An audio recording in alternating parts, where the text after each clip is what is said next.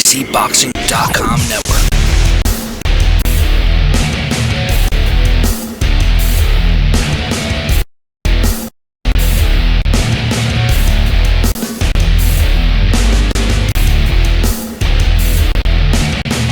And we're coming to you live from the Billy C Studios in Lake George, New York. I'm Bill Calogero, and it's time for the Billy C Show. Good morning, good day, good evening, whenever you're listening.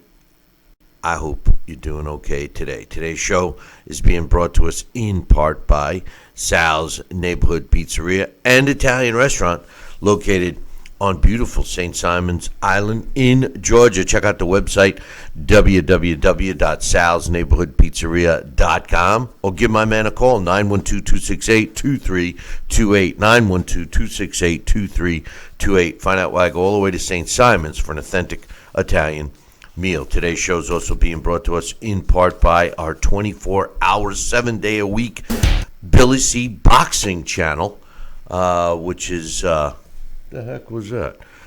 Which is available right now on all the major streaming devices. All you got to do is visit GinikoUSA.com, GINIKO USA.com, and sign up for an account. Enjoy it on Roku and all the other major streaming services. Today's show is also being brought to us in part by the Title Bout Championship computer game. If you're looking for a simulation game where you can put today's stars against yesteryear's stars, download a copy right now. Just visit our website, BillyCBoxing.com. Today's show is also being brought to us in part by the Southern Gourmet Spice Company. Check it out, www.southerngourmetspice.com. Make sure you get a bottle of Kenny Bears right now. And finally, today's show is being brought to us in part by my book, Tom Molyneux, From Bondage to Baddest Men on the Planet, is available right now where all good books are sold. You can get a copy of this book right now where you're watching or listening to this very show. Just visit BarnesandNoble.com or Amazon.com. Or if you want a signed copy, just visit the website, BillyCBoxing.com, or drop me an email, Billy@TalkinBoxing. That's TalkinBoxing.com.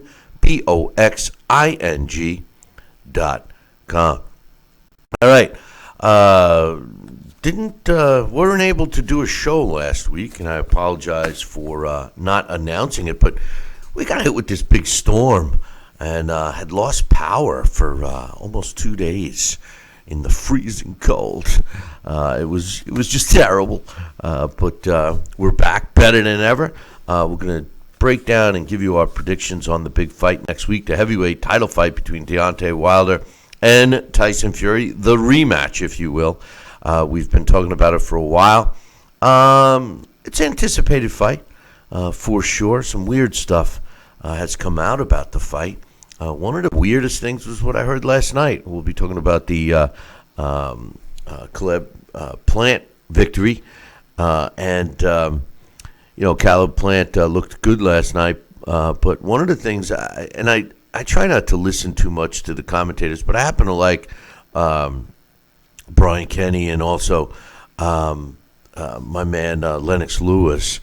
He does a great job with broadcasting for sure. I'm not so crazy about Goosen, but in any event, during the broadcast, they mentioned, which I haven't seen anywhere else, they mentioned that Tyson Fury was planning on coming in heavy, 275 pounds. I'm pretty sure that's what they said. He wanted more power. To me, I mean, the guy averaged throughout his career about 250 pounds. I think the heaviest he's been is like 265. I wonder why he would do that. I mean, one of the things about Tyson Fury that makes him, an interesting fighter for his size is the fact that he can box, he can move, he can avoid punches. I've seen him get tired but get that second wind. I mean, carry an extra approximately 25 pounds. That could spell some problems for him, I would think. But anyway, some fights last night that I wanted to talk about real quickly. Caleb Plant or Caleb. I think they refer to his name as Caleb. Plant improved to 20-0 with 12 knockouts when he pretty much had his way with Vincent Fagenboots with a 10th round knockout, 2 minutes and 23 seconds, to give him his 12th knockout and his 20th win. Looked way bigger than the German fighter. Had a really snappy jab. It looked like two different weight classes minimally. As far as Feigenbutz, I thought that he gave a gallant effort, but just didn't have the skill set. One other thing I noticed about the commentating, which I don't normally listen to, but they hit it right on the head when they said he's not moving his head. And although he had that cover-up style that reminds me so much of Arthur Abraham's style with the German fighters, just covering up their face so you can't really get a solid shot in, no head movement, zilch. And Mr. Plant was able to plant plenty of jabs, solid jabs, on his opponent to get the win. On the undercard, Abel Ramos improved to 26-3 with 2 draws and 20 knockouts when he knocked out Bryant Perella in the final round. In the final minute of the final round, 2 minutes and 59 seconds, Perella drops to 17-3. He was winning. He was dominating this fight. Even not only on my card, but all the 3 judges had him way ahead. 2 of them had it 88-83. One had it 87-84. Yes, he would have, possibly not have survived the round. Maybe he goes down again. He was dropped twice in the final round, but I totally disagree with Jack Reese stopping this fight. They should have given him the chance. He was hurt. There's no question about it. He did respond quickly to the referee. And he did stagger a little. His legs looked a little wobbly, and I know that's why Jack stopped the fight. But when you have a fighter winning, I think he deserves the benefit of the doubt. If he didn't respond well, but then again, Reese was in the ring with him. Maybe there was something in his eyes. I don't know. I thought it was kind of I don't know. I guess better safe than sorry, but I really thought they should have given him a little more on that. But and finally, the third fight that we got to see, Diego Magdaleno improved to 32 wins and 3 losses when he won a unanimous 10-round decision over Austin Dulé, who drops the second fight of his career. He's now 13-2, 97-91 and 96-92 twice with the way the 3 judges scored that one. On Friday night, on Valentine's Day, Ryan Garcia improved to 20-0 with 17 knockouts when he knocked out Francisco Fonseca brutally with a shot that knocked this guy out cold. His eyes were open. He just laid flat on his back. 1 minute and 20 seconds of the first round. Garcia is definitely looking good. His last 2 fights were against decent opposition, including this one, that he blew them away very quickly. Here's the problem, though. Also on the card, in the co-main event, was Jorge Linares, who stopped his opponent, Carlos Morales, who wasn't too surprised that he stopped Morales with a 4th-round knockout, 2 minutes and 9 seconds of the 4th round. And Linares improved to 47 wins, 5 losses, 29 of his wins coming by knockout. Morales drops to 19 wins, 5 losses, and 4 draws, 8 wins by knockout. This is why I say here's the problem for Garcia, because this sets up a match against Linares sometime over the summer. This is going to be a huge step up in opposition for Ryan Garcia. Now, granted, Linares is on the tail end of his career. There's no question about that. But if Garcia demolishes Linares the way he has in his opponents in his last two fights, I guess you got to give him the credit that he's demanding. Now, the thing I will say about Linares, if you jump on him quickly, he's been down many times, several times, I should say, not many, but several times throughout his career, but has gotten up and recovered. So it's going to be interesting to see, where this fight goes. Should everything work out the way they want? So they're already talking about that. One other thing I wanted to mention real quick was Canelo Alvarez, Golden Boy Promotions, and Canelo Alvarez have already secured the Cinco de Mayo weekend for Canelo's next fight in Las Vegas. Hopefully, I'll be there again for his fight. But the problem is that nobody wants to fight him. It was reported a couple of weeks ago that they were trying to set up the fight with the Japanese middleweight champ Murata, and it fell through. Negotiations broke off, and it was just basically tossed in the garbage. It came out earlier this week that Callum Smith turned down the fight as well. Now, Oscar De La Hoya is calling him an idiot, which I agree with. It's a winnable fight for Callum Smith. And, rumor has it was over the money. But from what I understand, it was no less than a $10 million offer, probably twice as much as Callum Smith has ever made in a fight, more than twice as much. Now, his promoter, Eddie Hearn, said, we turned down the first offer. We don't necessarily not want to fight this guy. Well, according to Golden Boy and Oscar De La Hoya, they gave him one offer and they're moving on. And they're nervous to even mention another fighter's name because every time the word gets out that Canelo is considering them as an opponent, they try to, beef up the price.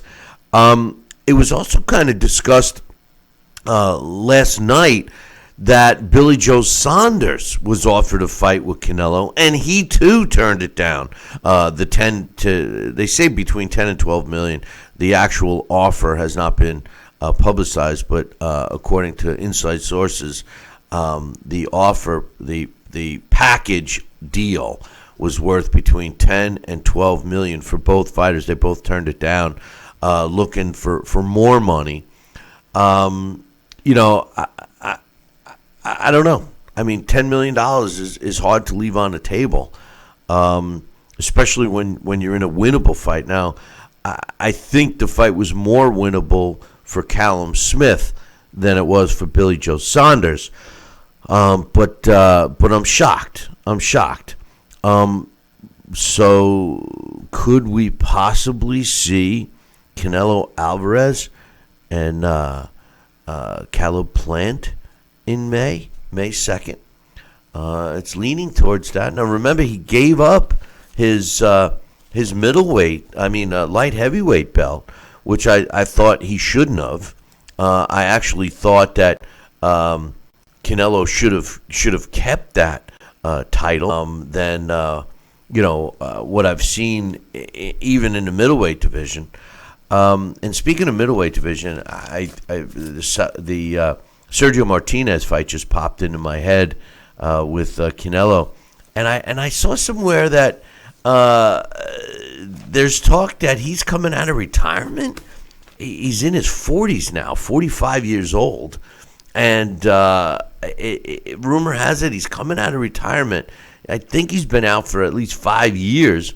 Coming out of retirement to fight again, it shocks me. It shocks me to think that. But Canelo Alvarez still looking for an opponent for Cinco de Mayo. Don't be surprised if the Callum Smith negotiation gets reopened. That is a big fight, big money fight, and it's a fight that we all want to see.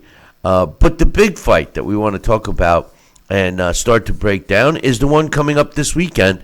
Deontay Wilder and Tyson Fury. It's the rematch. The first fight was exciting. I felt that Tyson Fury won that fight despite being knocked down twice. Joining us right now to get his thoughts and predictions and breakdowns is my man Sal Rocky Senecola. Good morning, Sal. Good morning, Billy C. And I hope you and everybody's doing well today. Yeah, we're doing well. It's a little cold here. What's the weather you got down in Georgia? Well, it was 80 degrees yesterday. 80 degrees? It was unfair. Yeah, I'm having some problems hearing you. Are you there, Sal? Oh, I'm here. Can you hear me now? Yeah, I can hear you. But what do you think of the Wilder Fury? Have you changed any thoughts on that fight? Well, I'll tell you, they are putting on a series where you can watch them both train and follow their progression. And what I saw from the big guy, they're both big guys. What I saw the other day from Tyson Fury. Sal, I'm gonna give you a shout back. I can't even hear you, so I'm gonna give you a shout back from my man Sal. And we'll get his thoughts. I'm sorry, I didn't hear anything you said. So we were talking about the rematch between Deontay Wilder and Tyson Fury. I know we've talked about it plenty here in the last few weeks. Has anything changed with your opinion? How do you see this fight going? Well, I'll tell you what. I'm watching a series where they're showing each other train, and it's a pretty good little series. And you know, I made some comments to you from a text. You know, I saw that Tyson Fury was training probably harder than he's ever done in his life, and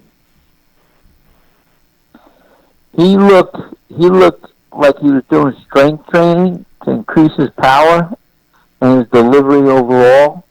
So I started saying to myself, boy, I'll tell you, this guy's looking ready for Deontay, and I hope Deontay does his thing with that punching power.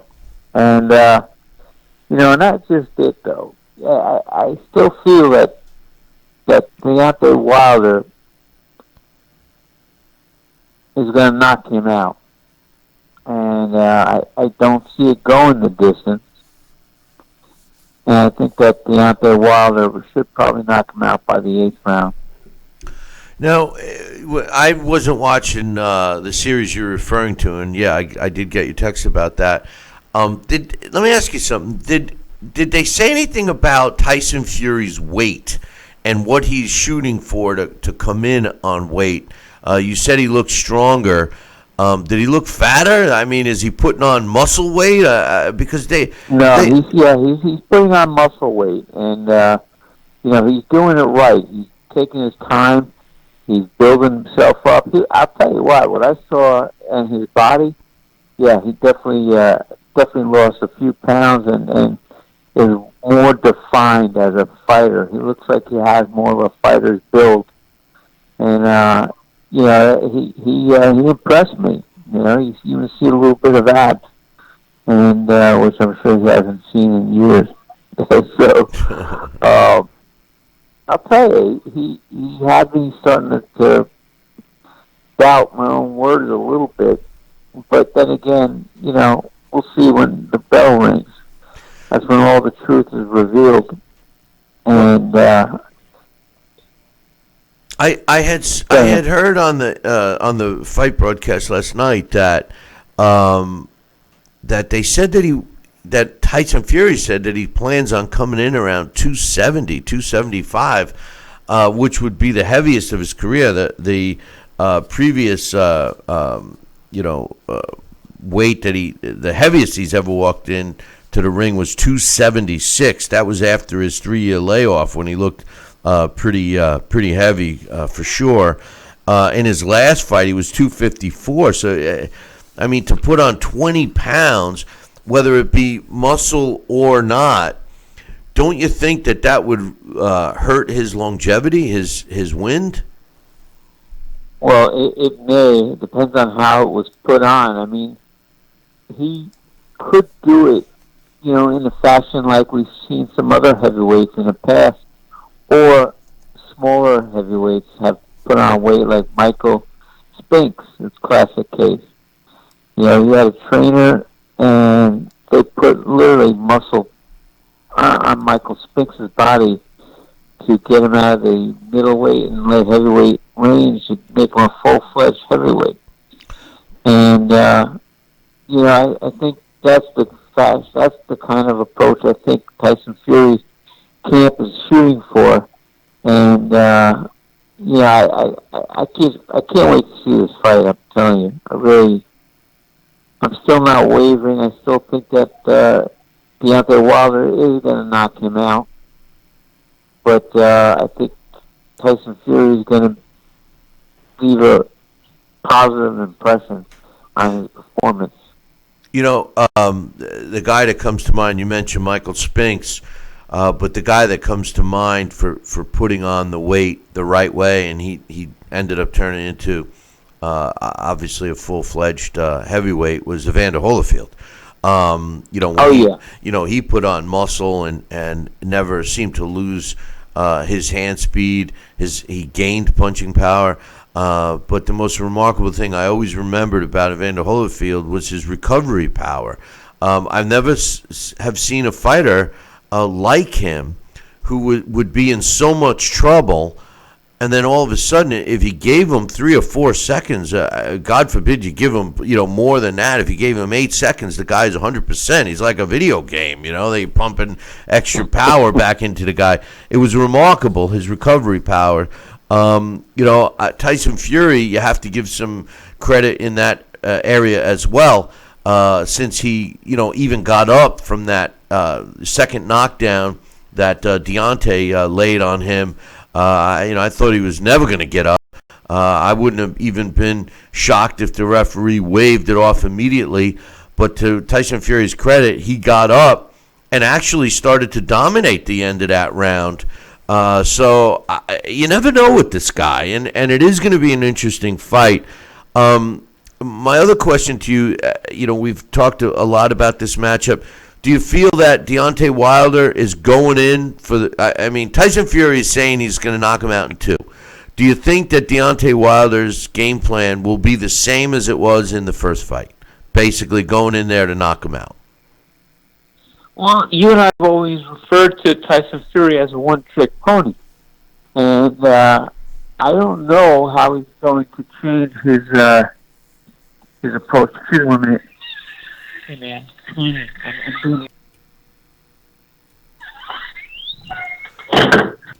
Sorry. Yeah, no problem. Go ahead. Yes. Okay. I don't see how he's going to change too much of his game plan. I mean, we know what he's capable of, and I think we're going to see some power that's unquestionable from Deontay Wilder. I think that punching power is going to reveal, more of his arsenal and getting in his wheelhouse, and I think the punches are going to just be ripping in, and I think they're going to probably be a little more concentrated to the body this time, and of course, if he hits him correctly in the body, the hands will drop and lower, and the defense will take on the big Tyson Fury. What's your official prediction, Sal?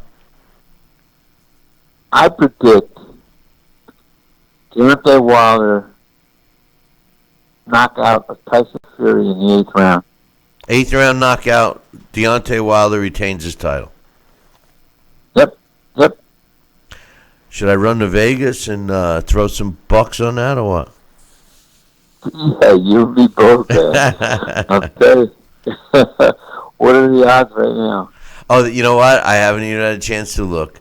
I would think that the odds on this fight are pretty close. I mean, you got a skilled fighter against a power puncher. I mean, we all saw the first fight, and it was an exciting fight, and it was close. I mean, I felt that Tyson Fury won the fight despite being dropped twice.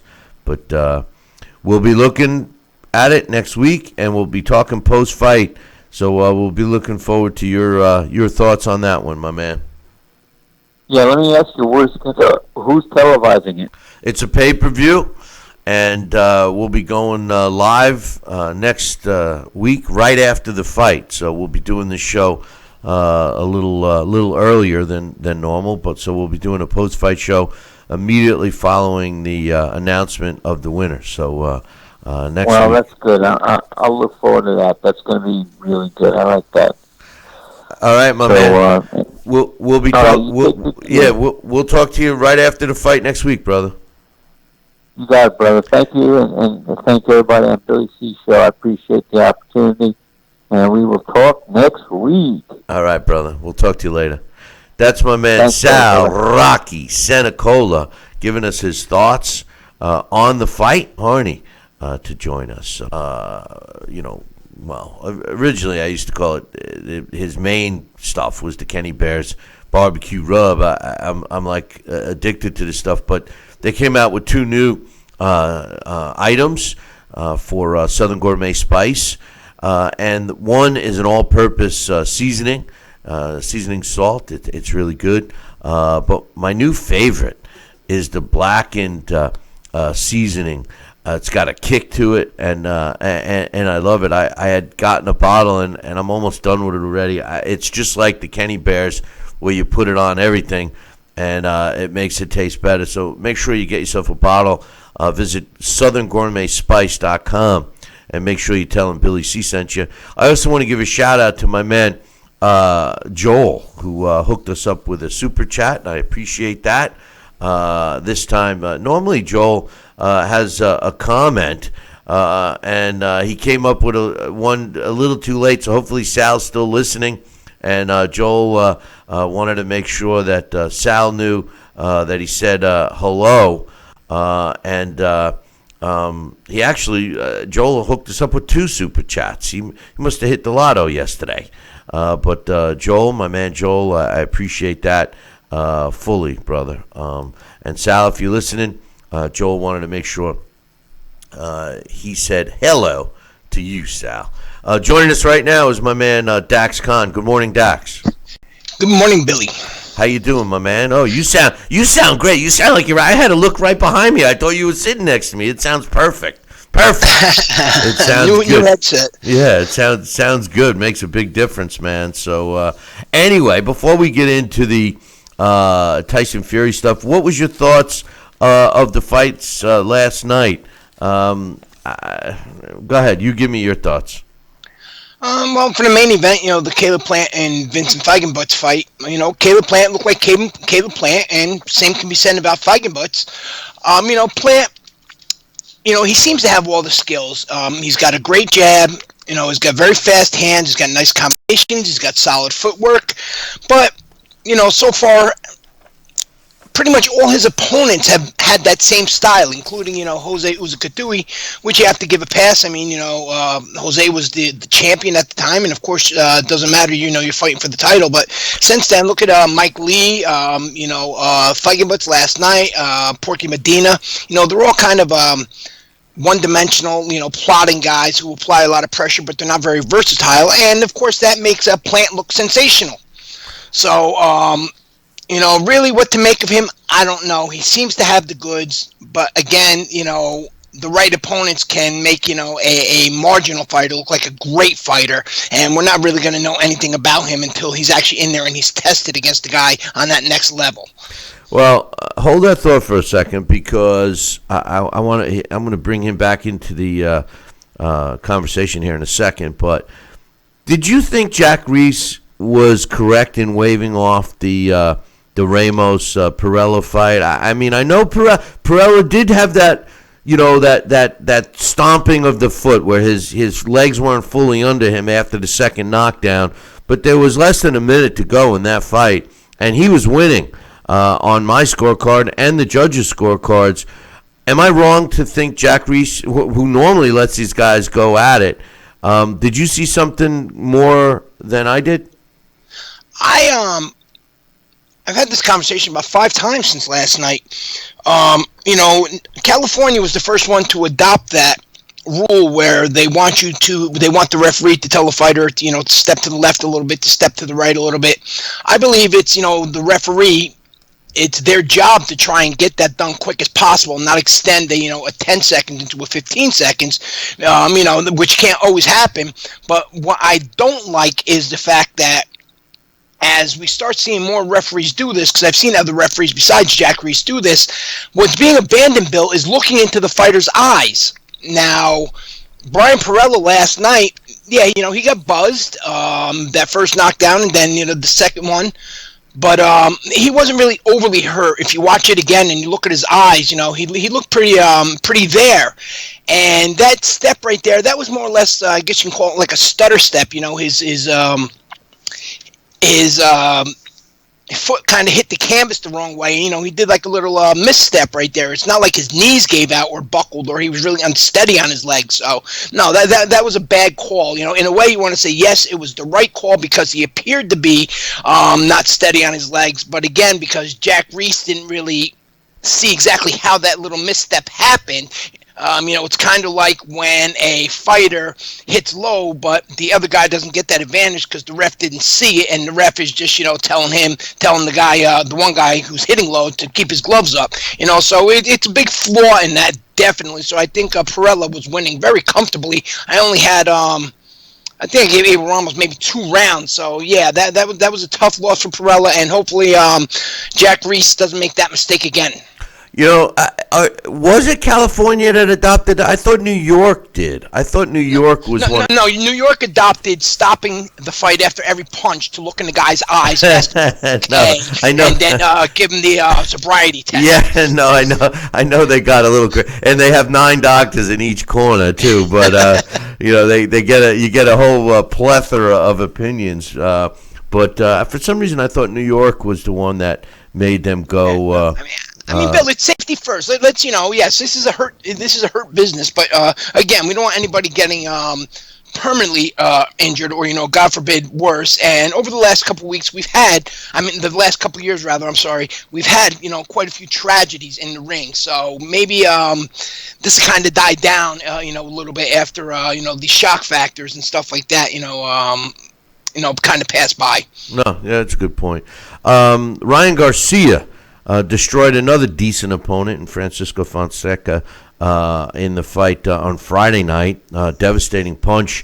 And Jorge Linares, scored a 4th-round knockout over his sacrificial lamb, which sets up a fight between those two sometime in the summer. I think this is a good fight, and I think Garcia. I'd be shocked if Garcia dominates Linares. Now, Linares is at the tail end of his career, and he has been down early in fights before. What's your thoughts of this matchup? I think it'll be a good matchup. Linares looked good against Morales. Of course, Morales was there to help make Linares look good.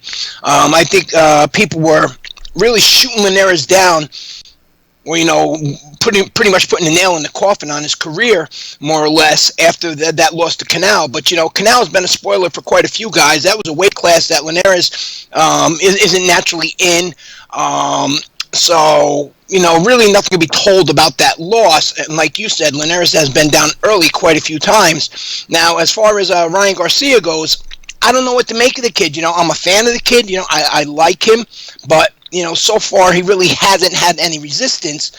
Andre Ward made a comment not too long ago that has been circulating around, talking about how you're not doing fighters, especially these young fighters, any favors by not testing them as they go and just giving them these opponents that they always look sensational against. And while Ryan Garcia has been beating and dominating some really good opponents, he hasn't had any resistance. And I don't know if Linares is even the guy that could offer him that resistance. I would see that either Garcia would look sensational in that fight, or Garcia would end up folding early on. It's a good fight, but Ryan Garcia, I wish that there was some more people in the sport like the Darnell Boones or Siri Salitos that can help really build this kid and give this kid some sort of adversity before he steps up like that. considering, boxing, Bill, is the one and done sport. One loss, and all of a sudden you're yesterday's news. And I think Ryan Garcia has the potential to be a superstar. Yeah, I listen. We've been talking about handing these guys cupcakes for years. So I mean, it doesn't help, and we've said it many times. You need to, in order to get better, you need to fight better opposition. End of story. I mean, it's just like any other sport, but. Yeah, and he's not really fighting cupcakes. I mean, he's fighting decent guys. It's just, not guys that are going to prepare him for, for that next level when he meets some resistance, and he's going to meet some resistance at that next level. All right, so he's basically being fed Danish, not cupcakes. But okay, there we go. All right. All right, so let's jump back to the super middleweight division. We're talking about Caleb Plant and. Caleb Plant looked good, and I agree with you. He's been given opponents that makes him look good. It was released earlier this week that, and the last time we did a show, we talked about how Canelo, which already has the Cinco de Mayo weekend set up in Vegas, how the Murata fight fell apart, and then Callum Smith was the fight that everybody wanted. Well, it was released earlier this week that Callum Smith turned down the offer, which was rumored to be between $10 and $12 million. And Oscar De La Hoya said Smith's an idiot. Smith's promoter, Hearn, said, we want the fight. We just turned down that initial offer. And word got out during the broadcast last night that Billy Joe Saunders was offered the fight, and he too turned it down. Does that, first of all, my it's a two-part question. Do you think that they're going to come back to Smith with a counteroffer, or do you think that that's the end of it? And the second part is, does that give Caleb Plant the opportunity to step in, and would he take a $10 million fight to fight Canelo? Hold on a second. No, I'll tell him that. I think Dimitri Bivol said he'd fight Canelo for a nickel and a Danish, but he wasn't made an offer. Right. But yeah. Those guys, it's bad business why they turn that down.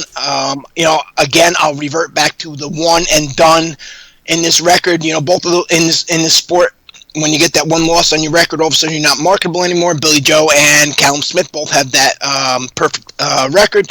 So I don't want to make any assumptions. I don't know why they would take it, why they would turn that down. The Caleb Plant fight, I think that would be a decent fight. I think Canelo would dominate him. I think Plant would look good early on, but Canelo is just levels above. But then when you go and you put into those politics, what are the odds that the PBC is going to allow one of their fighters, to actually get beat up? Right. Well, I mean, the truth of the matter is any of those guys. Now Billy Joe Saunders also said he would fight him for free, and obviously that was BS. That to me is well, maybe that's the problem here. Now I know what they did. So somebody call Oscar and let him know you can't be offering guys money for fights. Right. Well, you can't let the money get out. You know what I mean? Yeah, I mean, Billy Joe, I'll fight him for free. Now you're like, no, take money. You can't dictate all the terms. Obviously, Billy Joe wants to fight for free. Right, exactly. Maybe that. Yeah, I mean, the excuses, Bill, they just, I don't get it. You know what I mean? The excuses. I'll fight him. With Oscar De La Hoya, I think Callum Smith is an idiot for not taking the fight. Now, I've said this before. I said it about Deontay Wilder turning down the fight with Anthony Joshua. I still believe that based on where each fighter has gone from the time that he was offered $15 million, I think Deontay had a good chance of knocking him out. Yes, Deontay has fought several times and will be making a big chunk of change for his rematch here with Tyson Fury. But if it's all about money and you're offered $10 million plus, it's hard to say no. I mean, to have a collision course to fight this guy to double that purse would require Callum Smith to get another substantial win under his belt, which would be a risky fight. He's not going to get it for fighting a tune-up fight, so to speak. Of course not. I mean, for example, I said it how many times on this show in that. When the Wilder and Anthony Joshua talks were like really heated up, and everybody was throwing back and forth how Wilder was crazy for that. And then I had said on the show several times that Anthony Joshua was crazy as well, because if he suffers a loss, all of a sudden that's going to put Wilder in the driver's seat. And I also mentioned Wilder and Fury, those two guys, and Anthony Joshua ended up being left out in the cold despite the 3 belts. And we kind of seen, that's exactly what happened. Anthony Joshua, he suffered that loss. Not that, that really hurt his career, his earning power, but, that seems to be, the mindset in the sport. And people take a lot of chances, and they seem to hurt themselves financially. Bernard Hopkins, did you see that little that interview clip with Bernard Hopkins talking to Devin Haney after the Ryan Garcia fight? No, I did not. After Ryan Garcia, was calling out Devin Haney, they got a little bit of a rivalry from their amateur days. And Bernard Hopkins actually says on there, don't rush it. You guys are both young. You guys are both good. They're futures of the division. But why chance it now when you can let this build up into a climax explosion? You guys can really just, both of you can cash in and make that big money. And that was kind of surprising to hear from Bernard Hopkins. But that's just the way the sport is going. It's either they want that big money or they want no money. Well, I know. And yet, $10 million is big money, but you know what I mean? And nowadays, these guys, they don't want $10 million, they want $100 million. But that's the fans, promoters, and networks' fault for making fights wait. Yes, Tommy Hearns and Sugar Ray Leonard did the same thing. They were going to meet earlier on in their careers, and they waited. Angelo Dundee was the one that was instrumental in saying, "Listen, we're going to definitely fight, but let's make it for bigger bucks." And even back then, I'm pretty sure they each made $10 million back in the '80s, which the purses were big during that era. But look at England. Well, there wasn't 111 champions in every division back then either. No, I know. The British fighters and the fans are more conducive to boxing.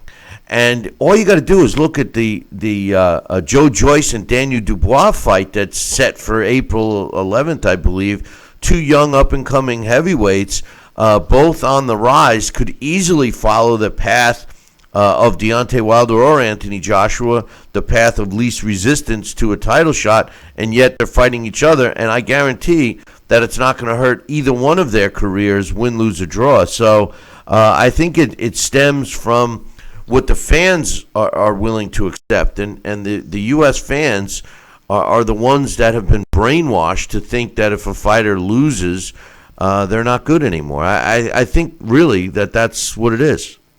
Well, the brainwashing, and then the horrible selling by the commentators, where like take last night's PBC card. Really, I mean, could they have kissed Caleb Plant's ass anymore? No. I mean, they were making him seem like he was literally the greatest thing to ever step in the ring. And I'm on Twitter, and I'm seeing people, type that in there, and pretty much anything that the announcers say, these fans are repeating.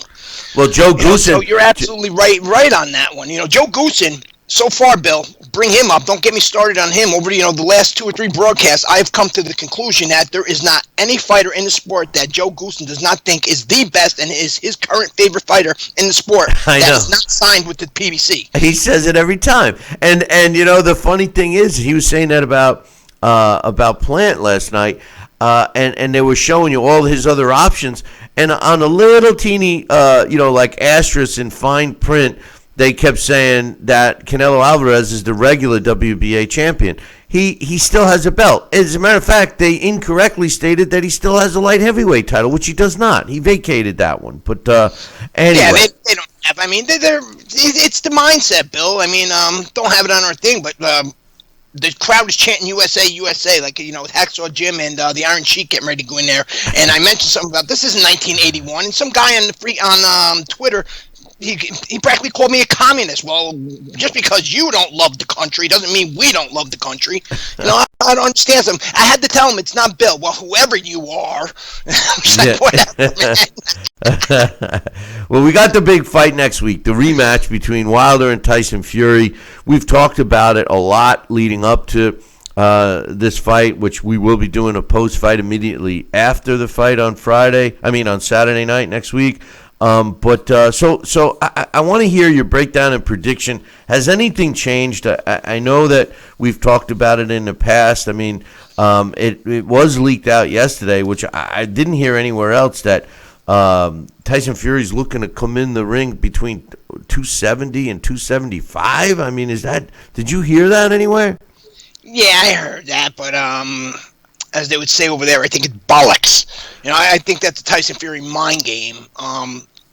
Tyson Fury, when you look at his career, even though he's not a big knockout puncher, it doesn't mean he doesn't have the ability to knock guys out. And for the majority, all his knockouts have been between 245, 260 pounds, starting to the beginning of his career. And I really don't think that he's going to come into this fight and jeopardize, the biggest fight of his career. And by coming in heavy and not training, I think this is really a mind game by Tyson Fury. Well, I mean, look at it this way. We all know that there's a third fight already set up, that these guys are going to fight. Whoever wins this fight, there's going to be a third fight. Thanks to the draw, it sets up an automatic trilogy, okay?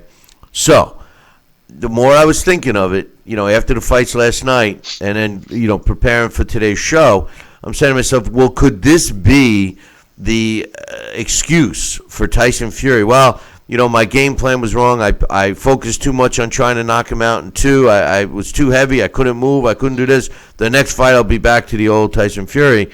Could that be a segue, like, just in case Tyson Fury doesn't come out on top in this one?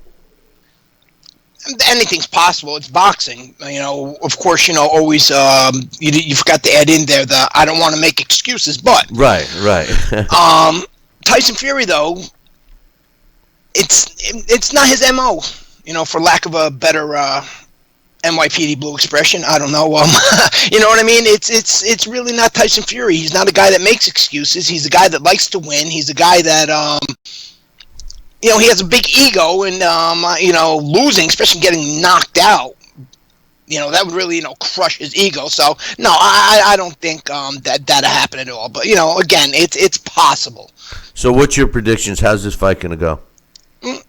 You base it on what they've done since they have last fought. Wilder, I think he's only fought a total of 7 rounds. He knocked Brazil out in a round, and Luis Ortiz in 8 rounds. Ortiz in 7 rounds. Both those rematches, both those fights offered 0 in terms of where Deontay Wilder had to work on anything, could improve anything, found any way that he could adjust to something that Tyson Fury troubled him with early on. The Brazil fight would have been the best opportunity considering the size. Fury, he's fought 14 rounds. He had that blowout of Schwartz and the rugged 12 rounds against Wallen where he was cut. And, that was almost 6 months ago, 5 months ago. So, I don't really see much different. I think that Tyson Fury is going to come in there. He's going to box a little bit smarter. We're going to have a game of, it's going to be chess versus checkers, where Wilder is going to be looking to do that one move at a time, and that's going to be that big right hand. And Fury's going to box smart. He's going to confuse Wilder, but eventually, I think Wilder's going to catch him eventually and win this. Retain his title, and only because of that freakish power that Deontay Wilder has. Let's just say that if it doesn't happen in 8 rounds, then Fury's going to win a decision. But I think Wilder's going to get him sometime between the 4th and the 8th. Well, what's your thoughts on Tyson Fury being so adamant about going for the knockout and predicting that it would be in 2 rounds? I mean, is that a mind game, or do you think that he means it? I mean, based on my conversation with Sal off the air, and he brought it up again this morning. Was some which I did not see. He does look like he's working specifically on punching power, which I've always thought that he lacked.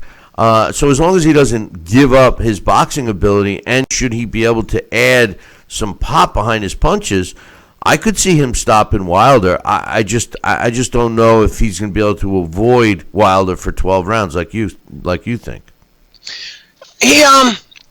He doesn't sit down on his punches. He's never sat down on his punches. He suffers from a lot what the Klitschko brothers did, where the guys are always smaller than him, and it's hard to sit down on those punches. So it's not that he doesn't have the ability. He's just not a knockout type puncher. But with the camp that he's with, coming out of more or less that Kronk tradition. Kronk fighters are known for their knockouts, and if that's what Tyson Fury is training for, don't be surprised if that doesn't get done. That's the Kronk tradition. Look at all the Kronk greats. Not that he is, but all the Kronk greats are knockout artists. That's very possible. But yeah, it could be a great mind game because Deontay Wilder, despite the freakish power, I'm a fan of the guy. I like him. He's a wild, reckless fighter, a frustrated, overzealous fighter, makes a lot of mistakes, and that could play right into Tyson Fury's hands. If you've seen their last face-off, Deontay Wilder was ready to explode then. Imagine him just, getting really reckless in that ring, coming off of those big windmill punches. Tyson Fury sitting down, landing a couple nice punches to Deontay Wilder, who has that bad habit of sitting on the ropes and waiting for somebody to come in so he can counter with that nice right hand, and it just backfires on him. That scenario is very plausible. I wouldn't dismiss it. I don't think it'll happen, but I would not dismiss it.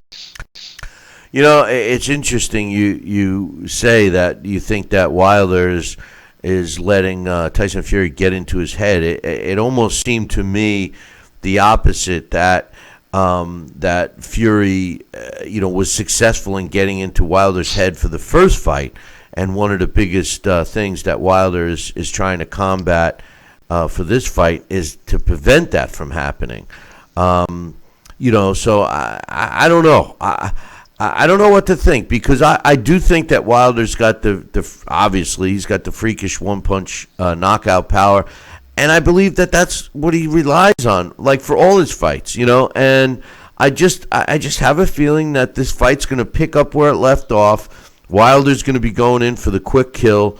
Maybe Fury is expecting that and hoping to catch him early, and that's why he's predicting the knockout. But I hope that Tyson Fury is training for 12 rounds, and I hope that he doesn't have that. Those two lapses he had in the first fight, which he ended up on his butt one time, flat on his back. Again, anything's possible when somebody hits as hard as Deontay Wilder. I don't care how good a shape you're in, but Tyson Fury so far, Bill, in his career, he has not shown us that. And Tyson Fury is not the type of guy that would underestimate somebody that has already laid him on his back more than once. I mean, again, anything's possible, but I doubt it. I really think that the strategy is to get Deontay Wilder to be more reckless than what he already is with his punches. When Wilder seeks that knockout, he gets that windmill style, and when somebody is bigger, of course, that sets up the uppercut. And Deontay Wilder does have a habit of leaning forward when he does those windmill punches, and that can be something that Tyson Fury is working on. Now, let me ask you, is the camp, that that's one thing that I'm thinking about. How much of a change in his style will we see under Sugar Hill? That's always been my argument. Where you take a fighter. Now, granted, Tyson Fury had a new trainer for his last fight. Remember, he left his uncle, and he had a new trainer that he ditched. So theoretically, he's going to have been going 3 new trainers over his last 3 or 4 fights.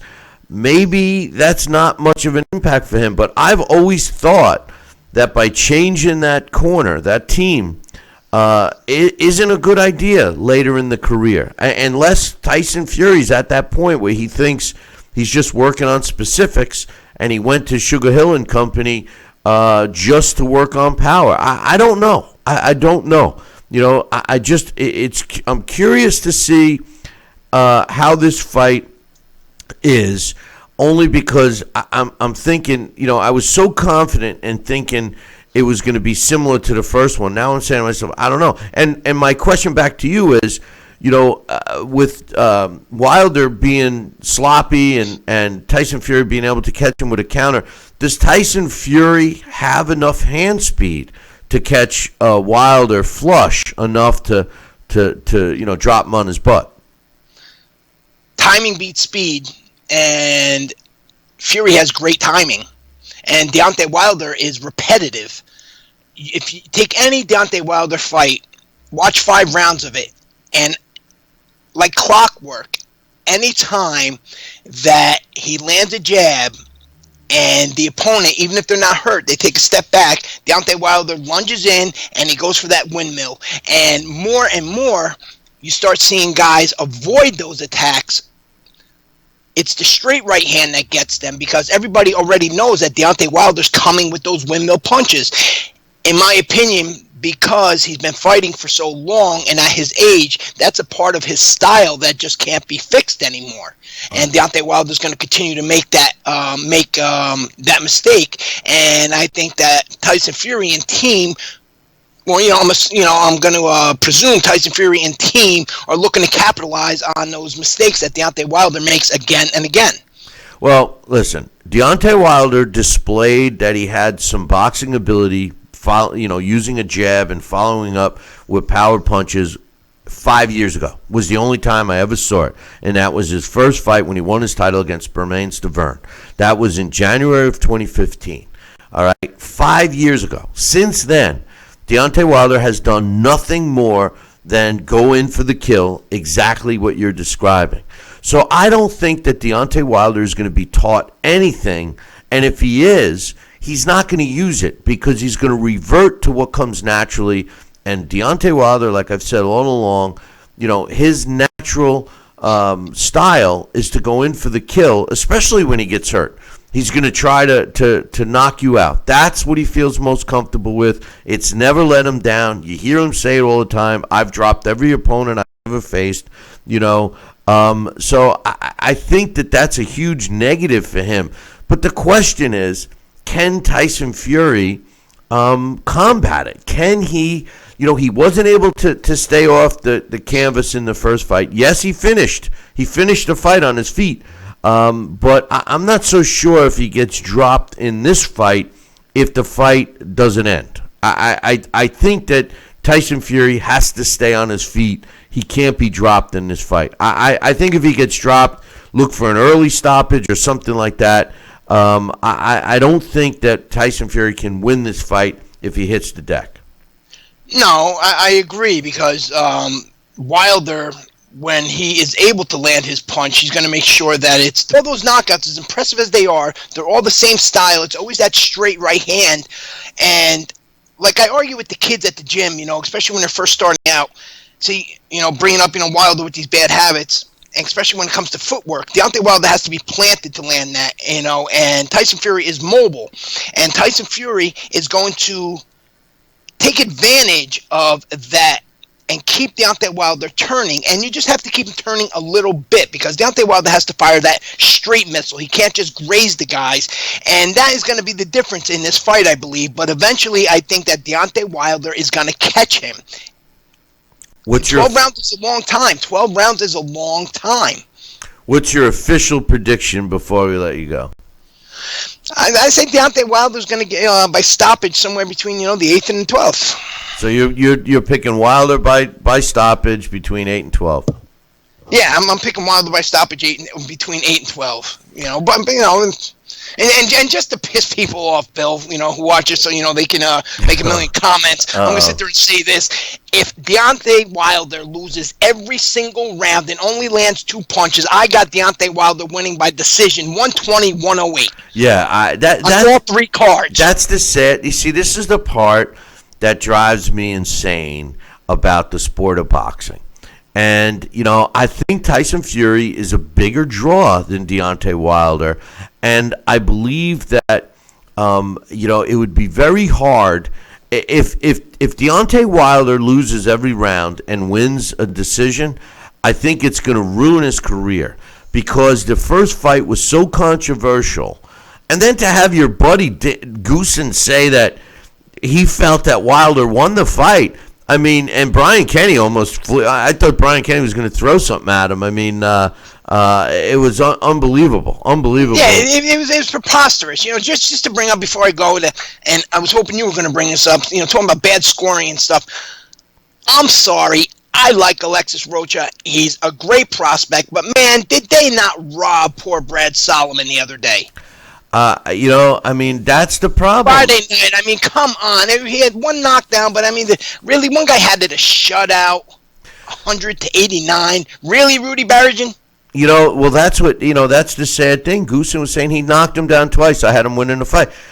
That's totally wrong about, that makes 4 rounds. So all you got to do is win 4 rounds, right, Joe? If that was Joe's fighter, he'd have a freaking a stroke right on the apron. I think he was too into dancing with Heidi Androl. Did you love your boy Lennox Lewis dressed in a cowboy? I even said last night, Bill.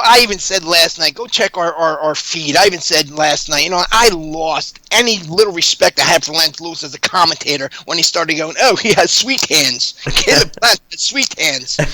I know. I'm talking about what sweet hands he has. I'm talking about him as a country western singer with his cowboy hat. He looked good as a cowboy.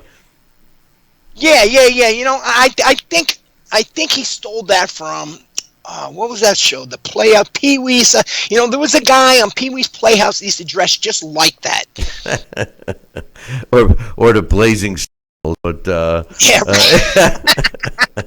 Anyway, that's what it is. No, Goosen was Gene Wilder impression because that's about the knowledge he was showing on boxing last night. Even though he has great, extensive knowledge, but last night he was just really sounding like a clown. No, that was definitely the Waco Kid. No, the Waco Kid. That's who he looked like. But no, I think that Goosen is clearly. I don't know if you could see it. If you look carefully, you can see the strings.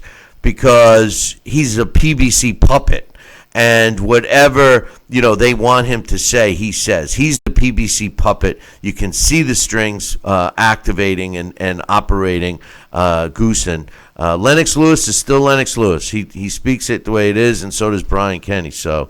Brian Kenny, he's the wrestling guy. I don't know. The team is horrible. But maybe if they get their act a little bit together, they brighten it up a little more. Bart and the Waco Kid, they can really put a team together of amusement on there. I don't know. It could be worse. It could be Chris Mannix and more Ronaldo. Ronaldo is the worst. I don't even want to mention his name. Together, Mannix and Ronaldo together. But I do like the Zone's commentary. I love Sergio Mora, and when Brian Kenny's with them. I love Mora. It would be great if they can have a team with Mora and Raul Marquez. Yeah, he's good. Marquez is good. There's no question about that. Mora and Marquez and throw Malignaggi in there, and get rid of everybody else. I don't mind Timothy Bradley. I think Bradley's good, and as much. Tim's not bad either. And Andre Ward, when he's Andre, I like him. When he's Dre, not so much. But anyway, Dax, we appreciate it. Well, we'll be talking to you as soon as the fight's over next week. We'll be doing our post fight, and I'm looking forward to this one big time. All right, everybody, enjoy your day, and I'll talk to you then. All right, take it easy.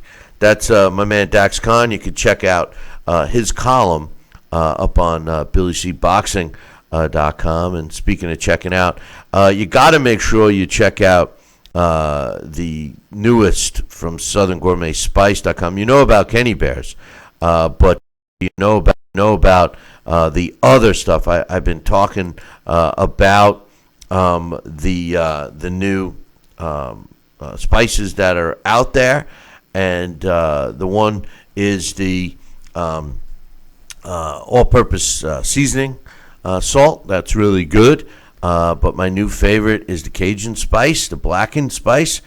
Check it out. Get a bottle of that, and don't forget Kenny Bear's barbecue rub, because that started it all. And that's I'm gonna try to get the Tinkerbell Kenny Bears commercial and run that for you guys. You got to see my man Kenny dressed like Tinkerbell, or maybe you don't. But check it out, www.southerngourmetspice.com. Order yourself a dozen bottles or so now. Demand the Billy C discount. But anyway, I was going to have my man Alex and Emily join us, but they are not appearing to be available right now. So let me get to a couple of emails. This first one is from my man Jesse. He says, "Hey, Billy C, are you surprised that Billy Joe Saunders and Callum Smith have rejected offers by the Canelo team? Are they wanting to cash out? Do they want what Jacobs got, which was $12 million? They don't have the boxing career name like Jacobs, and at max they should get $7 million, in my opinion." This is Jesse's opinion. He's got two other comments, so I'll respond to this one first. I've been talking about this. I am surprised that they both rejected the offer. From what I understand, it was between 10 and 12 million.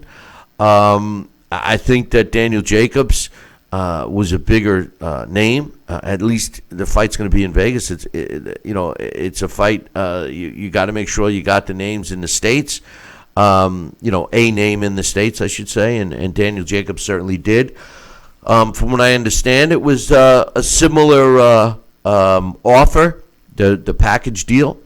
I'm shocked that Callum Smith didn't take it. Billy Joe Saunders, he's a weird cat. You never can tell with Billy Joe Saunders what's going on with him.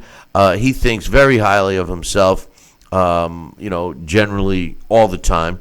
Remember, they're being advised by their promoter, Eddie Hearn. So who knows what Mr. Hearn said. But the truth of the matter is, I'm shocked that Callum Smith turned it down. I don't see Callum Smith making that kind of money with anyone else. I mean, even if he fought Billy Joe Saunders, I don't think that they could make that kind of money. Maybe in England, maybe I'm wrong. Maybe in England they can make big bucks, but $12 million US for Callum Smith to come over and fight, Canelo in Vegas in May, to me, is a good deal. Especially Callum Smith didn't look all that great in his last two fights. And it's a winnable fight for him. He's a big super middleweight. I mean, yes, Canelo just came off of a knockout win over Sergey Kovalev at light heavyweight. But I like the matchup between Callum Smith and Canelo. I think it boiled down to money. They're trying a negotiation ploy. The problem here is that, in all fairness, Canelo Alvarez is going to get a fight, and whoever he fights, he's going to make the same money, and whoever fights him is going to make decent money. I don't think there's a fighter out there that's in a driver's seat against Canelo. I just don't. There is no fighter out there that could, negotiate Canelo to a position where he does not want to be, or his team does not want to be. So yes, I am extremely surprised that Callum Smith rejected the offer. That's for sure. His second question is, it was an impressive knockout by Ryan Garcia, but he's still being glamorized by the opposition quality, which is still not high until we see him versus another similar opponent like a Tank and Haney. Then we'll see, how high they shake out. Good win, but don't get too hyped up on him. He's still young and learning how to fight. I think that Ryan Garcia is a legit fighter. I think the big test, and remember something, we could make that statement and make that argument about fighters, and I do all the time. Long before B-Hop, I've been saying all along the lines, and I actually said it to B-Hop when I interviewed him in Vegas about that exact thing, that fighters need to increase their level of opposition in order for them to get better. But the truth of the matter is this. Assuming that Ryan Garcia has been protected, although his last two fights were against decent opposition, the manner in which he's blown away his opponents is the impressive part. I think that if he was, just getting by these, not so great opponents, you could make a strong case that he needs to step up his level of opposition before he moves on to the elite or upper echelon type fighters. I do believe he's going to be tested against Jorge Linares should that fight materialize like they plan. The only thing he's got going for him is that his last 2 fights he's ended quickly in the first round against good opposition. If he does that, I think he's got a good chance of getting to Jorge Linares, early in that fight, because that's Linares' weakness. He does get dropped early in fights. Generally, he responds and returns to win the fight.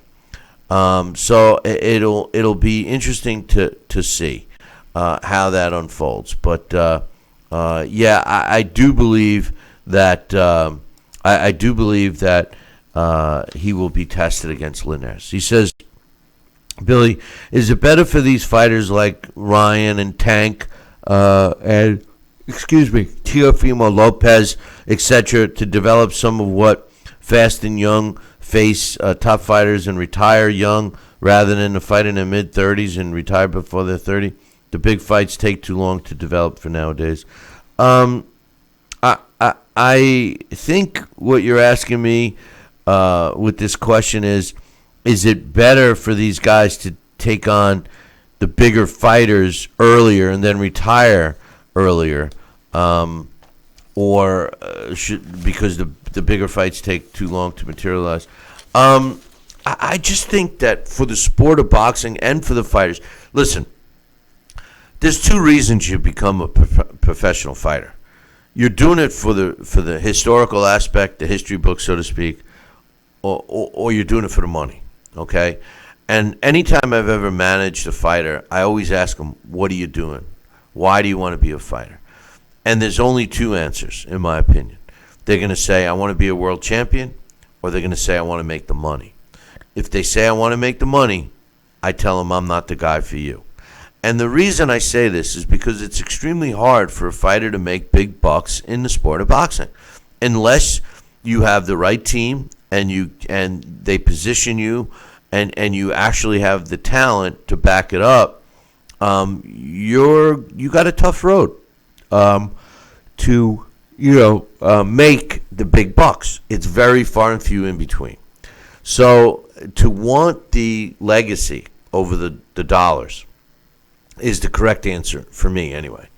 In order to be that guy, to be able to leave a legacy behind, become a world champion, become what other fighters look up to, is you do have to increase your level of opposition on your way up. And I'm not saying that you have to be in knockout, drag-out, killer matchups from your pro debut all the way up. I'm saying what you need to do is you start off slow, you get the right opponents, you build up some confidence, you learn, and you increase your level of opposition. And when you blow away that opponent, you step it up to the next one. And what you do is, when you get to that next level, and you don't blow him away, but you get the win, or it's a close fight, or it's a split decision, or something like that, or God forbid you even lose, you stay at that level until you blow them away, until you dominate. Then you're ready for the next level. And that's how you get better. You increase slightly every single fight, and you get better and better and better. Ryan made a good point. Jesse made a good point before when he said that these fighters are looking great against not so great opposition. Now Ryan Garcia, Friday night he did fight a decent opponent and blew him away. The fight before that in Vegas, he did fight a decent opponent and blew him away. So he is fighting decent opposition, and he's blowing them away. That's why I give that kid a little asterisk. But for the most part, the general rule would be to steadily increase your level of opposition in order to get better. At least that's the way. That's the formula to become a historical figure in the sport of boxing. Next email here is from my man Coach, and Coach says, "Hey Billy C, once again you're Johnny Carson Johnny Carson. You have to be coaching myself's age to even know who Johnny Carson is, or older. Mirroring Karnak the Magnificent, which was one of my favorite characters that Johnny Carson did. His predictions have come true. Today, Gimme Sport listed their top 50 fighters of the 21st century, and as you so rightly predicted, Manny Pacquiao finished ahead of millennials' favorite and self-proclaiming the best ever, Floyd Mayweather. Now, I had said that he would be behind him on my list, so this is good to see that another list has it. He says, I agree and see your equation of risk versus reward, the level of competition with who and when opponents were fought, and in the Mayweather case, avoided squarely set than artistic Mayweather securely behind Pacquiao at number 2. GimmeSport.com, the top 50 fighters of the 21st century, if you want to check it out. But I printed it out, and it's a pretty strange top 50. I got to be honest. The top 3, Manny Pacquiao number 1, which I totally agree with, and we're talking 21st century, so that's the 2000s. Okay, so we're in 20 years. We're in our 20th year of the 21st century. Manny Pacquiao number 1, Floyd Mayweather number 2, and Triple G at number 3. Now, I love Triple G. I don't know if he's really number 3 in the 2000s, because there's some other names that fought in the 2000s that are on this list, like Mike Tyson. He's number 6. Like Roy Jones Jr., he's number 4. Like Vladimir Klitschko, he's number 5. Lennox Lewis, number 7. Oscar De La Hoya, number 8. B-Hop, number 9. B-Hop, I would have thought would have been up there. I mean, I like Lennox Lewis, but I don't know if number 7. We're talking pound for pound, so heavyweights. Yeah, I'm not even arguing that. I just don't want to admit that to Dax Khan that Lennox is a top 10 heavyweight all time. When we first met more than a decade ago, I disputed that fiercely, but I've softened up a bit on that. Roy Jones is the guy that I question. Now, Roy Jones Jr. was a great fighter. There was no question about it. But Roy Jones did not fight the best of the best. He really didn't. He looked fantastic doing it, but he was similar to Floyd Mayweather in picking the right opponents. I give him credit for winning the heavyweight title. People criticize John Ruiz beating John Ruiz, but John Ruiz was a legitimate heavyweight champion. There was a statistics about him where I think his last 10 or 12 fights were all against either former world champions or number 1 rated heavyweights. So this guy was better than people give him credit for, and Roy Jones beat him. So. But some of the puzzling ones, how about Julio Cesar Chavez Sr., we're talking about, at number 22? He has to be up near the top. But this is even more puzzling. How about Julio Cesar Chavez Jr., only 10 spots behind him at number 32? I also think Carl Froch should have been up a little closer to the top. He's at number 30. The same with Ricky Hatton at number 31. Because remember, there's only one Ricky Hatton. And I love Ricky Hatton. I was surprised that Pavlik made it to the top 50. He's at number 40. I'm surprised that David Lemieux made it at number 50. And to tell you the truth, I'm surprised Brian Valoria at number 48 wasn't at a higher ranking. I thought that he should be at a higher ranking. So it's pretty interesting to see the names on this list. I'll read them real quickly. Manny Pacquiao, number 1. Floyd Mayweather, number 2. Triple G, number 3. Roy Jones, number 4. Vladimir Klitschko, number 5. Mike Tyson, number 6. Lennox Lewis, number 7. Oscar De La Hoya, number 8. Bernard Hopkins, number 9. Joe Calzaghe, number 10. Miguel Cotto, number 11. Canelo Alvarez, number 12. Vasily Lomachenko, number 13. Two fighters that should be closer to the top. We're in the 21st century now, and these guys are still going strong. So, Trinidad, number 14. Andre Ward, number 15.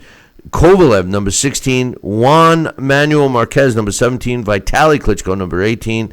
Marco Antonio Barrera, number 19. Eric Morales, number 20. Anthony Joshua, number 21. Like I said before, Julio Cesar Chavez Sr., number 22. Sugar Shane, number 23. Tyson Fury, number 24. Terrence Crawford, number 25. Deontay Wilder, number 26. I don't think so. He's a great heavyweight knockout artist, but as an all-time great fighter, I don't know. Roman Gonzalez, number 27. Amir Khan, 28. Nonito Donaire, 29. Carl Froch, number 30. Ricky Hatton, 31. Julio Cesar Chavez Jr., which shocks me he's even on this list, number 32. Timothy Bradley. And by the way, he wants to make another comeback, and he's also releasing an album with him singing all his favorite tunes. I don't know. Timothy Bradley, number 33. Sergio Martinez, who's making a comeback at 45 at number 34. Danny Garcia at number 35. And by the way, I found two interviews with Danny Garcia, I believe from 2008 that I did, which I will play back soon. Alexander Usyk, number 36. Povetkin, number 37. Mikhail Kessler, number 38. Rigondeaux, 39. Pavlik, number 40. Billy Joe Saunders, 41. Marcos Maidana, number 42. Tomas Adamak, number 43. Jermaine Taylor, number 44. Interesting cat. Jermaine Taylor, on his way up to winning the world middleweight title, was pretty good. And then once he lost his title, he's never been the same. I still think he's in jail right now. But Denis Ledebev, number 45. Hamed, number 46. Kuba Pulov, number 47. Surprising one there. Brian Valoria, number 48. Arthur Abraham, 49. And like I said, David Lemieux at number 50. Some other news. I mentioned that the Daniel Dubois and the Joe Joyce fight is set for April 11th. Interesting matchup between these two heavyweights. I'm looking forward to this fight.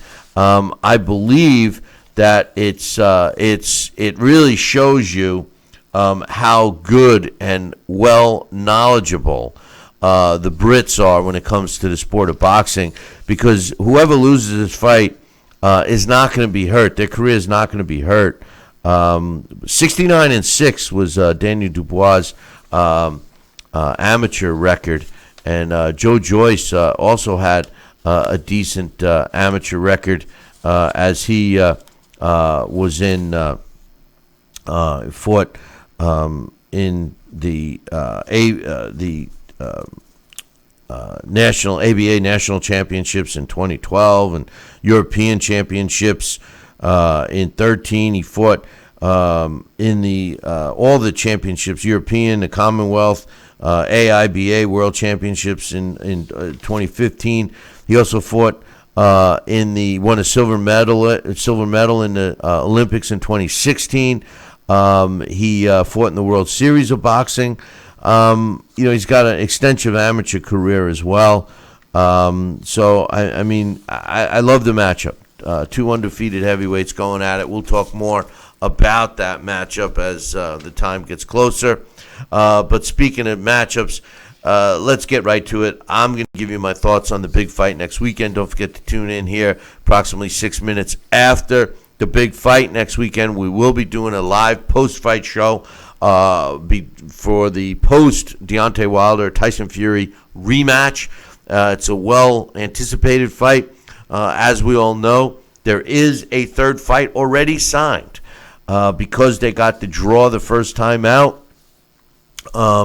They already have a trilogy set. Now, this fight is a tough one for me to pick. I feel that, we'll start off with Deontay Wilder. Deontay Wilder is a one-trick pony, all right? I mean, make no mistake, he's a one-trick pony. All he has is a power right hand. Now, with that said, that's all he needs is a power right hand. That's all he's needed to this point in his career. He's got a record of 42 wins, 41 coming by knockout, no losses, and 1 draw. He's had 43 professional fights in his career, 41 of them by knockout. The only 2 fights that he went the distance with was His title win against Bermain Stavern 5 years ago on January 17th in 2015, and his first fight with Tyson Fury. When I look at Deontay Wilder's record and his resume, I should say, he won the title against Bermain Stavern. Now, at that time, people were thinking Bermain Stavern was a good fighter, so we gave Deontay Wilder credit for winning that. But as time unfolded, I've taken that credit away. I say that because Stavern was not very good. Never trained, never tried, was lucky to win the title. So of his 43 professional fights, I give him credit for 4 big wins. Now, the Johann Duhaupas fight, they gave him a knockout. Eric Molina, he got that knockout. Both fighters should have been taken out sooner, although Duhaupas displayed a granite chin in that fight, but he was so slow and just a human punching bag. But the fights that I give Deontay Wilder credit for was both his fights against Luis Ortiz, even though Ortiz was as old as he is, 100. And I give him credit for the Areola fight and the Artur Spitzka fight. Now, here's the reasons. Chris Areola had been in there with a lot of tough fighters, and he's a tough fighter. And Deontay Wilder knocked him out in 8. Chris Areola basically couldn't continue. I give Deontay Wilder credit for that fight. I also give him credit for Artur Spitzka.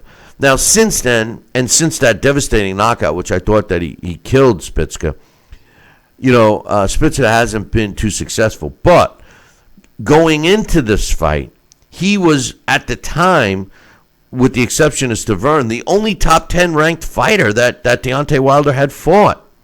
Luis Ortiz, you can't not give him credit for that. But when you look at the rest of his record, Dominic Breazeale, I thought was going to give him a much better, fight than he did. I will, take the heat. I thought that Breazeale was going to give Wilder a much tougher fight, and he didn't. Wilder dispatched him in a round, and pretty brutally. So we look at Deontay Wilder, trick pony, knockout puncher. It hasn't failed him yet. He's 6'7". He's given up 2 inches in this fight. He's got an 83-inch reach, given up 2 inches of reach.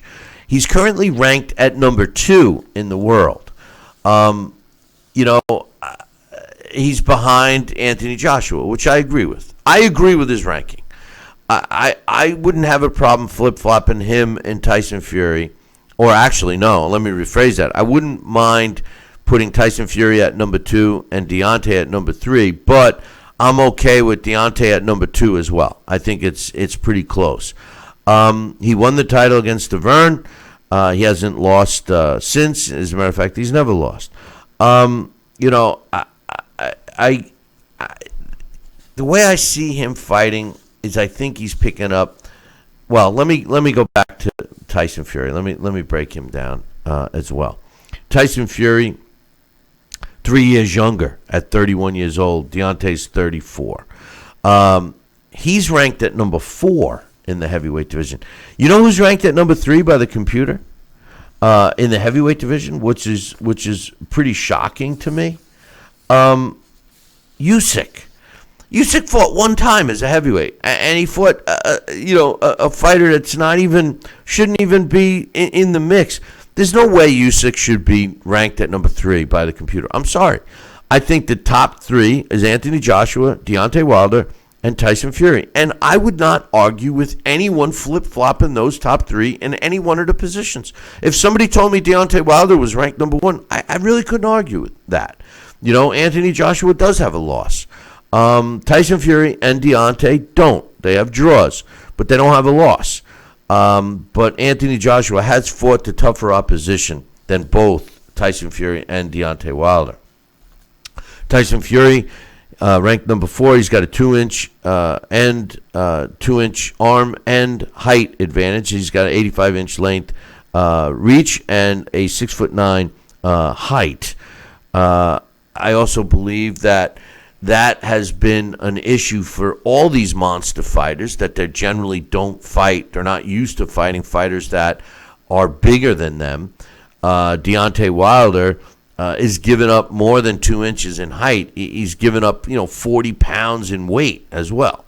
At least. It depends how much Tyson Fury comes in, if there's truth behind the fact that he's shooting to come in at between 270 and 275. The heaviest he's ever been is 276 pounds after a 3-year layoff when he stepped in the ring against the first Arifi, and he knocked him out in 4 rounds.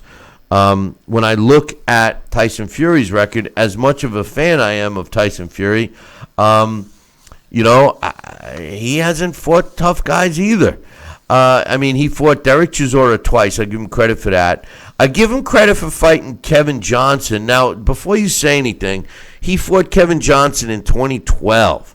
Okay, that's 8 years ago. And Kevin Johnson was a formidable foe at that time. He since then has become an opponent. But Kevin Johnson at one point was the number 1 ranked heavyweight. I thought for sure that Kevin Johnson was going to be the next big heavyweight champion. He let me down because he would rather survive than take a risk. But I do give Tyson Fury credit for beating him. Although Steve Cunningham had an impressive record, Steve Cunningham moved up in weight.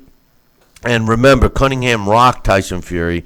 I give him credit for beating Chisora the 2 times, Vladimir Klitschko, and I personally think that he beat Deontay Wilder. I don't believe that decision was justified. I really don't.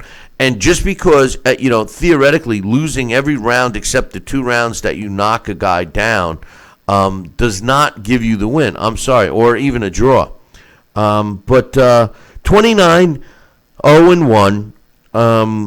He 30 fights. He's got a 66.67% knockout ratio, 186 rounds as a pro, 40 rounds more than Deontay. But Deontay, he's got a 95.35% knockout ratio, just about 30% more knockouts in his fights, and he's had, he's had 13 more fights than Tyson Fury. So, but in any event, I look at this fight and I say to myself, okay, where's it going to pick up? Is it going to pick up where the first fight left off? I think in Deontay Wilder's mind, it is. I think Deontay Wilder, he tasted the blood, so to speak. He dropped Tyson Fury not once but twice in that fight, in the first fight. And in addition to that, he also almost had him knocked out. I would be shocked if he doesn't come in confident and say to himself, well, I know I can drop this guy. I'm going to knock him out. So I just have this feeling that Deontay Wilder will come in, I do think Deontay Wilder is coming in to pick up where he left off. My man Joel is paying the bills this month. He just gave me another super chat. He wants to know what I think of the undercard of this fight. Not very much. I think it's a terrible undercard, Joel. To be honest with you, I'm extremely disappointed that we're getting a pay-per-view,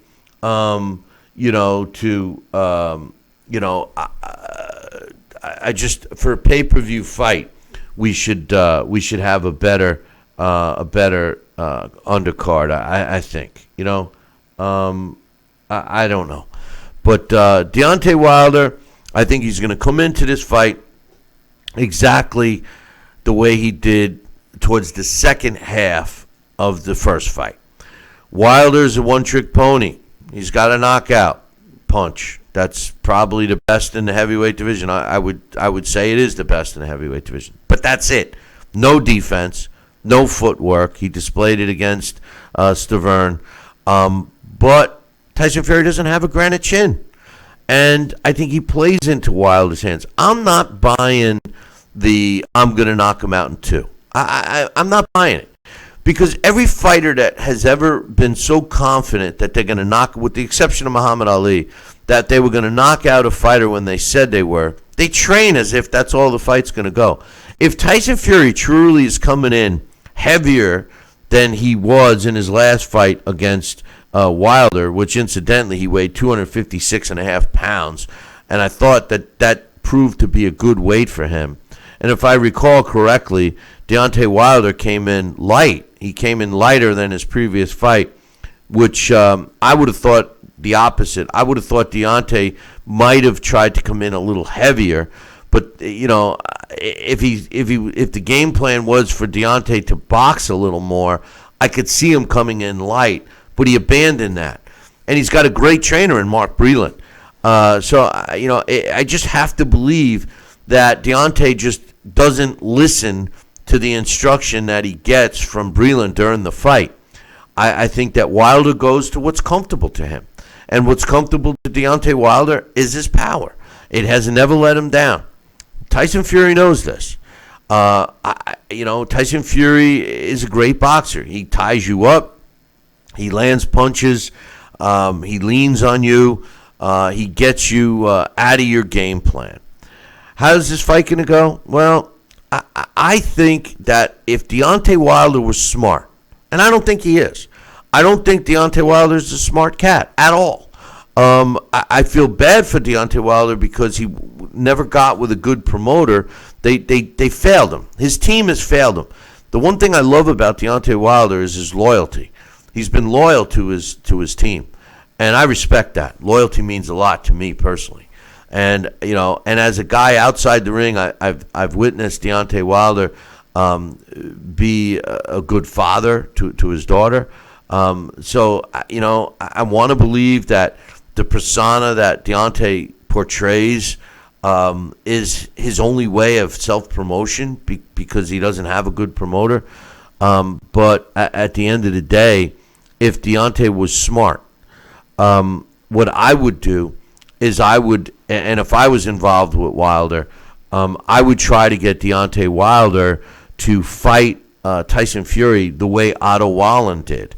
And the way Otto Wallen fought him was that he did not get sucked in to Tyson Fury letting Otto Wallen dictate the action. Deontay Wilder is going to love to dictate the action, just like he did in the first fight. That's Tyson Fury's strength. His strength is to coax you into attacking him so he can unleash his boxing ability, tie you up, land a couple of shots here and there, get out of harm's way. That's how Tyson Fury is successful. In the Otto Wallen fight, he was not successful. He looked terrible. Okay, he had a grotesque cut. But still, Wallen stayed true to his game plan and did not chase Tyson Fury around. And Tyson Fury had to be the lead dancer. And he didn't look that good. If I'm Deontay Wilder, that's the fight plan I come up with. I try not to rush in. I give Tyson Fury something he's not expecting. Tyson Fury is expecting Deontay Wilder to do what we all expect Deontay Wilder to do. And that's to go in there and try and take his head off. And if Deontay Wilder connects, the fight could be over quickly. There's no question about it. But Tyson is expecting that. Deontay Wilder should mix it up. He should not go and attack Tyson Fury. He should let Tyson Fury, force Tyson Fury to come into him, and maybe Wilder catches him with a shot. As far as who's going to win this fight, well, listen, I know a lot of people are saying Tyson Fury is going to win the fight. And I'm a big Tyson Fury fan. I have been after his second pro fight. I've seen every one of his fights. And I'm not a fan of Deontay Wilder because I don't like fighters that possess zero skill. But in the heavyweight division, power is all you need. And that's what makes the heavyweight division so exciting because at any given time, somebody could get knocked out. And I am kind of leaning towards what both Sal and Dax predicted. I will be rooting for Tyson Fury. There's no question. But I have a feeling that Deontay Wilder will catch up with Tyson Fury. Tyson Fury has a suspect chin. USS Steve Cunningham rocked him. He was dropped twice in the first Wilder fight. I think he'll be prepared. He'll be coming in more defense-minded. But I think Wilder, providing he's in top physical condition, will wear him down. I do believe that Wilder will catch him. I don't think that Tyson Fury has the punching power to get to Wilder before Wilder gets to him. Now, with that said, the asterisk is Sugar Hill. If Sugar Hill could bring out punching power, and Deontay Wilder, although he has displayed a better chin lately than he did several years ago, I still believe that he has a suspect chin as well. And if Tyson Fury could add a little more pop to his punch and catch Wilder, like Dak suggested, the possibility of a counterpunch, that would be great. Tyson Fury does have a really good uppercut. It's probably one of his best punches. The one thing I would like to see Tyson Fury do a little differently is try to work the body. People are so scared of Tyson Fury's punching power that they never work the body. They go after that chin that they think is suspect. If Tyson Fury wants to mix it up a little, tie up Wilder, get in close. I think that Wilder needs a full extension. He needs that space to inflict the punching power. I don't know if he can get the leverage that Tyson Fury can get in close. And if I'm Tyson Fury, I work that body. I work the body. I'll be rooting for Tyson Fury, and I would not be shocked if he wins. But I believe Wilder wins the second fight by stoppage. There will be a third fight. The only reason why I am leaning towards Wilder to win this fight is because I believe Tyson Fury will use the game plan of knocking out Wilder as his excuse of why he gets knocked out. Now, should he win the fight, should Tyson Fury win this fight by stoppage, he will win the third fight too. If Tyson Fury wins this fight by decision, going to the trilogy will be interesting. I believe that would turn into a 50-50 fight with even Wilder having the advantage in that one. I know it sounds different than probably what other people are saying, but I like this fight. I'm clearly looking forward to it. I do believe that Wilder will catch up with him, but I hope I'm wrong. I hope Tyson Fury gives him another boxing lesson, stays on his feet, either stops Wilder or wins a unanimous decision. I don't see Deontay Wilder being able to, match up with him in terms of skill. So we'll see what happens, and we'll go from there. So listen, remember, boys and girls, we will be doing a post-fight show immediately after this fight next week. So make sure you tune in here for your post-fight comments. We may even open up the phone lines and get your thoughts on the fight. But all I know is it's going to be a good fight. I think it's close to a 50-50 fight. So we'll see what happens. The undercard is less than desirable. I'm disappointed, but it's just another reason why boxing is losing its luster. That's for sure. So listen, boys and girls, make sure you tune in right after the fight next week, right here on the same Bat channel that you're on. And it's going to be a different day and different time. But until then, I'll leave you with this. Ciao, baby.